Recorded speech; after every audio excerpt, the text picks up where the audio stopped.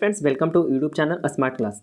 तो दोस्तों, आज हम लोग हिंदी का यानी क्लास 10th का जो हिंदी का बुक है गोधुली भाग 2, तो उसमें दो पार्ट में हमको एक ही बुक में दो पार्ट पढ़ना है, एक गद्यखंड और काव्यखंड।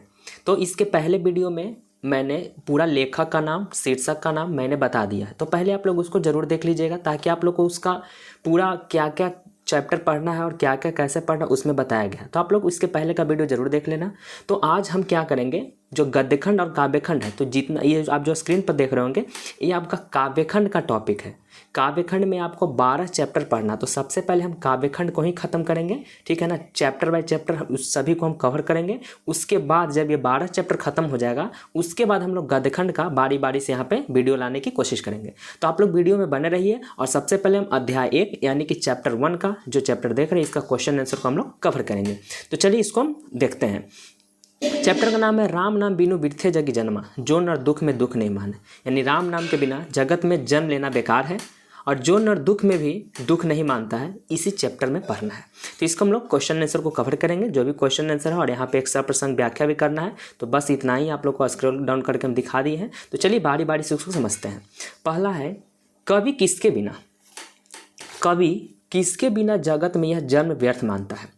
ठीक है, तो कवि किसके बिना चाहता है कि जगत में जन्म लेना बेकार है। तो क्या बोला है, कवि नानक राम नाम के स्मरण के बिना जगत में जन्म व्यर्थ मानता है, अर्थात उसी का जन्म लेना सफल है जो हरि के नामों का कीर्तन करता है। यानी कवि बोलते हैं कि अगर आप जन्म लिए हो, अगर आप धरती पे आए हो तो भगवान का नाम जरूर लो, भगवान राम का नाम जरूर लो। अगर जो भी व्यक्ति भगवान राम का नाम नहीं लेता है तो उस व्यक्ति को इस धरती पे आना यानी जन्म लेना क्या है, बेकार है। यही कवि इसमें समझाना चाहते हैं। इसके कवि कौन है, गुरु नानक जी हैं। ठीक है, चलिए, क्योंकि पहले क्लास में मैंने इनका पूरा शीर्षक और लेखक का नाम बता दिया, इसी कारण से यहाँ पे मैंने लेखक का नाम नहीं लिखा है। तो पहले का वीडियो आप लोग जरूर देख लेना। क्वेश्चन सेकंड है वाणी कब विष के समान हो जाती है। वाणी जो है, बोली जो है, कब जहर के समान हो जाती है। तो जब मनुष्य राम के नाम का अपनी वाणी से नहीं बोलता तो उसकी वाणी भी विष के समान हो जाती है। कोई भी व्यक्ति अगर बोलेगा तो उसका बोली जो है जहर के समान कब हो जाता है, कब होता है। तो इसमें लेखक क्या समझाते हैं कि कब होता है, जब मनुष्य राम का नाम नहीं लेता। जो भी व्यक्ति राम का नाम नहीं लेगा तो उसका जो बोली भी है ना वो जहर के समान है, यानी कि उसकी बोली जो वो विष के समान हो जाती है। चलिए क्वेश्चन नंबर 3 है नाम कीर्तन के आगे कवि किन कर्मों की व्यर्थता सिद्ध करता है। कवि क्या कहना चाह रहा है कि कोई भी नाम कीर्तन, भगवान का नाम नहीं ले रहा है तो इसके अलावा जो भी अगर पुण्य वाला काम कर रहा है तो वो काम करना कब बेकार हो जाएगा। ठीक है, तो यही इसमें समझाना चाह रहा है। तो क्वेश्चन क्या था कि नाम कीर्तन के आगे कवि किन कर्मों की व्यर्थता सिद्ध करता है। तो आंसर क्या है, कवि नाम हरि कीर्तन के आगे कवि पुस्तकों का अध्ययन करना, व्याकरण का मनन करना, संध्या ज्ञात्री कर्म करना, दंड कमंडल ग्रहण करना, जनेऊ धारण करना, धोती पहनना, तीर्थ करना, जट्टा धारण करना, पगड़ी धारण करना, भस्म लगा लेना, वस्त्र का त्याग कर देना, दिगंबर बनना, ये सब बेकार है। कब बेकार है मेरे मित्र, ये सब कब बेकार है, जब जो भी व्यक्ति भगवान राम का नाम नहीं लेता है। अगर भगवान का नाम नहीं लेता है और झूठो मुठो जट्टा धारण कर लिया, दंड कमंडल लपेट लिया, अब बड़ा बड़ा धाम घूमने जा रहा है लेकिन अंदर से मन में पाप है, अंदर से मन में खोट है, तो तीर्थ भी करना क्या है, बेकार है। क्योंकि जब भगवान का नाम नहीं लेता है, कहावत भी है ना कि मन चंगा तो कठौती में गंगा। मेरे प्यारे बच्चे, सभी को पता है कि अगर मन साफ रहे ना तो हम लोग को गंगा जो वो घर में ही है। क्योंकि कल से जो पानी निकाल लेंगे वही सोचो कि गंगा है, कठौती में पानी ले लें सोचो वही मेरी गंगा है। क्यों, क्योंकि मन मेरा साफ है। लेकिन जिसका मन साफ नहीं होगा, कितना भी धाम नहाते रहिए, उसका मन में जो पाप है वो तो पाप रहेगा ही। इसी चलते कहावत है कि मन चंगा तो कठौती में गंगा, मन साफ है तो घर में भी गंगा नदी है। ठीक है, तो यही बात कहा गया कि जब आप भगवान का नाम नहीं लोगे तो तीर्थ करना भी बेकार है, दंड कमंडल ग्रहण करना बेकार है, धोती पहन रहे हो वो भी बेकार है, भस्म लगाना, जनेऊ धागा पहनना, ये सब क्या है, बेकार है। कब, जब भगवान का राम का नाम नहीं लेते हैं तब। चलिए क्वेश्चन नंबर 4 है प्रथम पद के आधार पर, प्रथम पद में कवि जी क्या कहे थे उसके आधार पर बता रहा है कि प्रथम पद के आधार पर कवि ने अपने युग में धर्म साधना के कैसे कैसे रूप देखे थे। ठीक है ना। तो इसमें क्या बताते हैं, प्रथम पद के अनुकूल कवि ने अपने युग में धर्म साधन के 2 रूप देखे हैं। पहला क्या कि गुरु उपदेशों का अनुकरण करना, और दूसरा बात है हरि के नामों का जपना यानी कि कीर्तन करना। यही 2 बात बताए हैं धर्म साधना के लिए कि धर्म साधना करना है तो आपको गुरु के उपदेश का अनुकरण करना होगा, बात मानना होगा, और दूसरा बात क्या है कि हरि का नाम आपको लेना होगा यानी कि कीर्तन करना होगा। ठीक है, चलिए अगला है, उसमें एक कहानी में आता है कविता में जो कि हरि रस से कवि का क्या अभिप्राय, उसमें हरि रस भी आता है। तो हरि रस का मतलब होता है, क्वेश्चन क्या है कि हरि रस से कवि का क्या अभिप्राय है। तो हरि रस से कवि का यही अभिप्राय है, क्या अभिप्राय है मेरे मित्र, हरि भक्ति। जो हरि रस कह रहा है तो समझ आओ हरि भक्ति के लिए बोल रहा है, भगवान की भक्ति करने के लिए बोल रहा है। ठीक है, चलिए क्वेश्चन नंबर 6 है, कवि की दृष्टि में ब्रह्मा का निवास कहाँ है। ठीक है, कवि की दृष्टि में ब्रह्मा का निवास कहाँ है। तो कवि की दृष्टि, कवि क्या चाहते हैं कि ब्रह्मा का निवास कहाँ है, आखिर भगवान कहाँ है हम लोग में, तो वही पूछ रहा है। तो दोस्तों कवि की दृष्टि में ब्रह्मा का निवास जो वो प्राणी के शरीर, यानी कि शरीर बोले तो क्या आत्मा में, यानी कि हम लोग को आत्मा में ही भगवान क्या है, अंदर विराजमान है। तो कब विराजमान हो सकते हैं, जब तुम भगवान का नाम लोगे, भगवान मतलब किसी के बारे में अच्छा ही सोचोगे, किसी के बारे में बुराई नहीं सोचना है, लोभ ही सब हटा देना है। अगर ये सब व्यक्ति अगर अपने मन से कर लेता है तो उसी की हृदय के अंदर भगवान रहते हैं।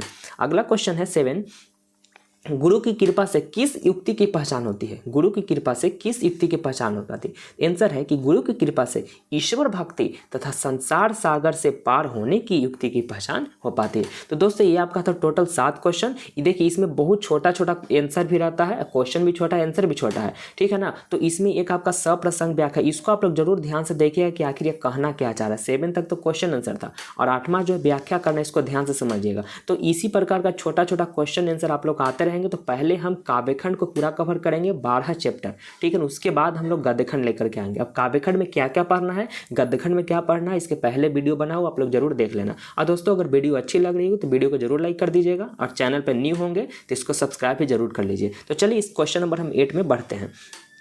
क्वेश्चन 8 क्या कह रहा है, व्याख्या करना है। ठीक है ना, ये देखना मेरे मित्र, ये थोड़ा सा क्वेश्चन जो होता है ना हाई लेवल का हो जाता है। कैसे, देखिए क्वेश्चन क्या कह रहा है, राम नाम बिनु बिरथे जगी जन्मा, राम नाम बिनु अर्झे मरे, राम नाम बिनु अर्झे मरे, इसका कहने का मतलब क्या है। तो देखिए जब भी आपको सप्रसंग व्याख्या या सिर्फ व्याख्या करने के लिए, दोनों में से कोई भी बात बोले, सप्रसंग व्याख्या बोले या सिर्फ व्याख्या करने का बात आए, तो दोनों एक ही बात होता है। अब यहाँ पे समझिए कहना क्या चाह रहा था कि राम नाम बिनु अर्झे मरे। तो जब भी व्याख्या करने का बात आए तो सबसे पहले आप लोग को क्या करना है कि कौन बुक का ये है, कौन बुक से हम लोग पढ़ रहे हैं, इसका शीर्षक क्या है, इसका लेखक क्या है, ये 3 चीज़ पहले आपको सबसे पहला पैराग्राफ में आपको लिखना है। मतलब ये जो आप लोग पहला पैराग्राफ देख रहे हैं ना, इसमें आप लोग को क्या क्या लिखना है, कौन सा बुक्स के है, तो बुक तो 10th का रहेगा जो गोदली भाग 2 ही हमको मिलेगा। ठीक है, उसके बाद कौन सा शीर्षक है ये आप लोग को रखना है, और उसके लेखक कौन है ये आप लोग को, ये 3 चीज़ आपको जरूर ध्यान में रखना है। और हाँ दोस्तों, और ये भी आपको पता होना चाहिए कि ये जो आप लोग व्याख्या करने वाला देख रहे हैं ना, ये हमेशा जो है आपका 5 मार्क्स में आता है हमेशा, और हर साल एक आपका व्याख्या करने के लिए आता है, हर एक साल। ये नहीं करे कि यही वाला क्वेश्चन आएगा, लेकिन एक क्वेश्चन तो व्याख्या करने के लिए हर हाल में रहेगा। और पता है कितने मार्क्स में, 5 मार्क्स में। और इसके ऊपर जो आप लोग क्वेश्चन आंसर देख रहे हो, ये पता है कि नंबर का आता है, ये आपका 2 मार्क्स का ही आता है, समझ लीजिए। और ये आपका आता है 5 मार्क्स का, तो इस पर भी थोड़ा ज़्यादा फोकस करिएगा। और ये क्वेश्चन कैसे पकड़ेंगे, तो सबसे पहले आप लोग को ये पकड़ना हो कि आखिर ये कौन सा चैप्टर से आया है, क्योंकि इसमें से तो गोधली भाग 2 तक लिख देंगे, लेकिन कौन सा चैप्टर से है, क्योंकि जब तक चैप्टर नहीं पता होगा तो शीर्षक का नाम पता ही नहीं रहेगा, तो लेखक का नाम कैसे लिख पाओगे। तो ये आप लोग को जरूर ध्यान देना है कि कौन सा चैप्टर से है।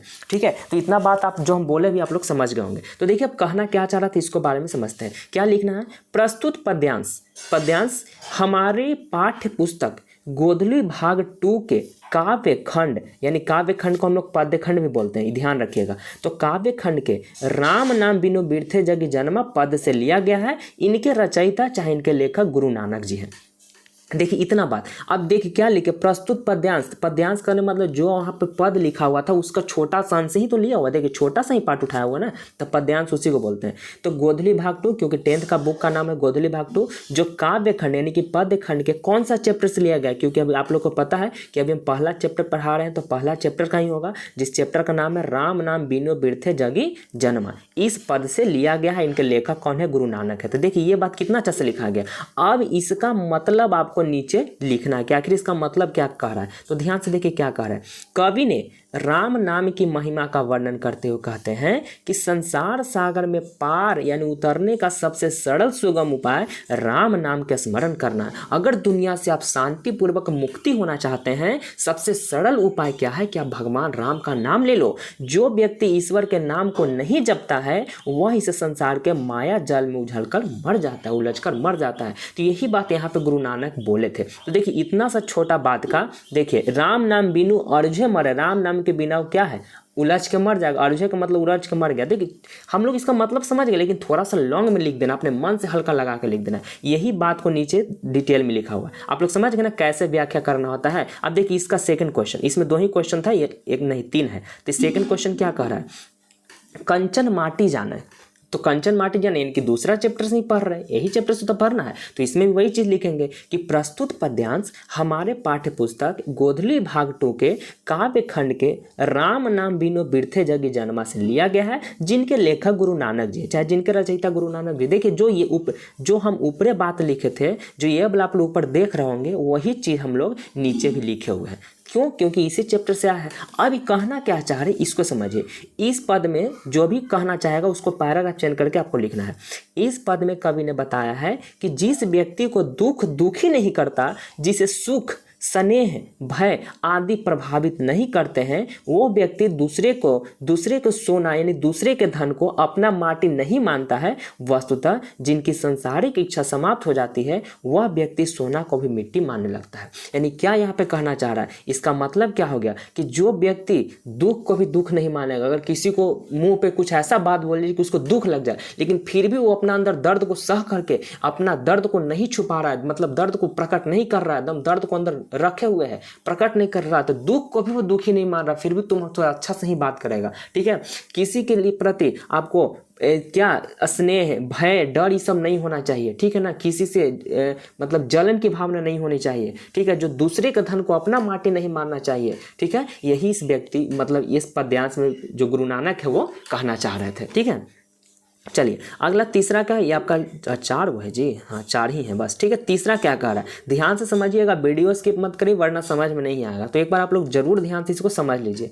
अगला क्या है, हरस शोक ते रहे निहारो नाही मान अपमाना। अब देखिए ये तो क्या कह रहा है, हमको भी नहीं पता है कि नहीं, समझ में तो आया नहीं होगा। तो पहले इसको समझिए, पहले ये पकड़िए कि कौन सा चैप्टर से आया है। तो अभी तो हम पहला चैप्टर में, तब तो आराम से पकड़ लोगे कि सर ये तो राम नाम बिनु बिरथे जगी जन्मा का है, जिनके लेखक गुरु नानक जी हैं। तो बस बिल्कुल इतना पकड़ लिए ना, तो इतना पहले लिख लो। क्या लिखेंगे मेरे मित्र, लिखेंगे प्रस्तुत पद्यांश हमारे पाठ्य पुस्तक गोधुली भाग 2 के काव्य खंड से, यानी कौन सा चैप्टर है, राम नाम बिनु बिरथे जगी जन्मा पद से लिया गया है। जिनके लेखक जी कौन है, इनके लेखक कौन है, गुरु नानक जी है। ठीक है, इनके लेखक मेरे कौन है, गुरु नानक जी। इसमें कवि क्या कहना चाहता है उसको देखिएगा।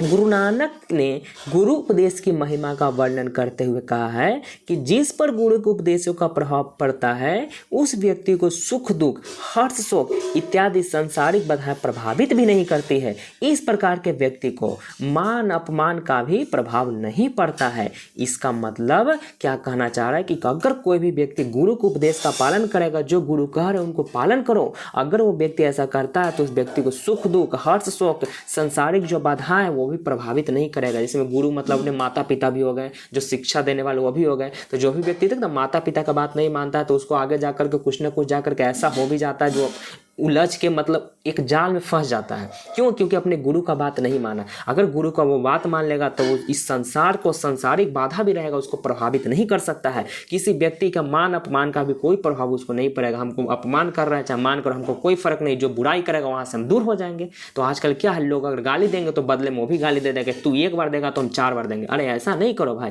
सबको मौका समय सबको मिलेगी, तुमको भी मौका मिलेगा, आप भी बोल सकते हो, लेकिन उसी समय नहीं कि फटाक से वो गाली दिया हम भी दे देंगे, बिल्कुल नहीं। समय सबके पास है, समय सबको मिला है, सबके पास अपने अपने समय के अनुसार उसको जवाब भी देने को मौका मिल जाएगा। ठीक है, तो इसमें गुरु नानक यही कहना चाह रहे थे। चलिए चौथा क्या है, ये आपका लास्ट है इस चैप्टर का। नानक लीन भयो गोविंद सो जयो पानी संग पानी। तो क्या कह रहा है मेरे मित्र, अब देखिए इसका पहले हम लोग ये जानेंगे कौन सा चैप्टर का है। तो चैप्टर, अब देखिए बार बार एक ही चीज़ को क्या बता, आप लोग ऊपर वाले तो समझ गए कि क्या ये कहना चाह रहा होगा, है ना। नीचे क्या कहना चाह रहा है कवि, इस पद में नानक जी कहते हैं कि मैं नानक यानी मैं जो गुरु नानक हूँ वो भगवान गोविंद की ऐसी भक्ति में लीन होना चाहता हूँ, भगवान गोविंद बोले तो कृष्ण जी की भक्ति में ऐसा लीन होना चाहता हूँ कि जैसे नदी का पानी समुद्र के पानी में मिलकर लीन हो जाता है। मतलब भगवान कहते हैं, मतलब गुरु नानक जी कहते हैं कि भगवान कृष्ण की भक्ति में ऐसा हम मिल जाना चाहते हैं, ऐसा उनके साथ हो जाना चाहते हैं कि अगर नदी का पानी अगर समुद्र में मिल जाए तो नदी का पानी गायब हो जाता है। अगर गंगा नदी का पानी समुद्र में चल जाए तो हम लोग कभी नहीं बोल सकते हैं कि देखो ना गंगा नदी का पानी उसे उसे तिरछे तिरछे जा रहा है, कभी पता ही नहीं चलेगा। फिर उसको क्या बोलेंगे कि देखो समुद्र का पानी बह रहा है। इस प्रकार वो नदी का पानी लीन हो गया कि समुद्र कहलाने लगा। उसी प्रकार गुरु नानक भी कहते हैं कि हम भगवान की भक्ति में इस प्रकार लीन हो जाएंगे ना मित्र, कि मतलब इस प्रकार लीन होना चाहता हूँ कि जैसे नदी का पानी समुद्र में मिलने पर भी कोई फर्क नहीं पड़ता है, नाम किसका होने लगता है, समुद्र का। वस्तुतः यथार्थ ईश्वर भक्ति हरि के नाम कीर्तन में लीन होना ही है तथा भक्ति की तल्लीनता वैसी हो, भक्ति में ऐसा आपको मिल जाना है, भक्ति में इस प्रकार मिल जाओ कि जैसे नदी का पानी समुद्र के पानी मिलकर समुद्र के पानी जैसा हो जाता है। देखो यही बात हम पहले भी समझाते, तो इस गुरु नानक आपका यही कहना चाह रहे थे, जियो पानी संग पानी। ठीक है, तो ये चैप्टर 1 था दोस्त, और आप लोग इसको बहुत ही बारीकी से और ध्यानपूर्वक एकदम समझिएगा कि कौन सा चैप्टर से क्या लिया गया है। अभी हम आपको बता दें कि हमेशा ये 5 मार्क्स में जब भी सप्रसंग व्याख्या आएगा तो 5 मार्क्स में ही आएगा, तो आप लोग ध्यान से रखिएगा। आप चैप्टर 1 था, हम लोग जल्द ही चैप्टर 2 लेकर के आएंगे, तब तक इसको आप लोग रिवीजन करते रहिए। तो आज के लिए बस इतना है, मिलते हैं कल के वीडियो में, तब तक के लिए दोस्तों bye bye and take care.